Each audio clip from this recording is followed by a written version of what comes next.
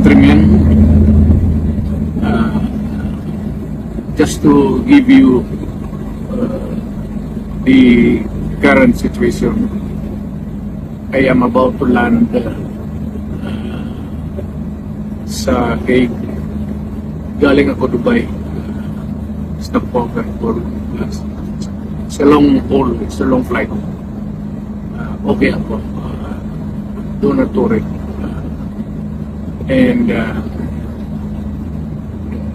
think this is something to do with the law and order noon. At sinasabi ko naman sa mga polis, military na trabaho kayo at ako ang managot. So ito na nga, for all of the whatever happened in the past,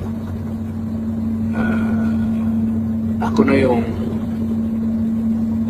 nag-front sa ating law enforcement pati military. Sinabi ko na I will protect you and ako ang managot sa lahat. This will be a long legal proceedings. But I say to you, I will continue to serve the country at so be it. Kung gano'n na, this is the legal. Salamat.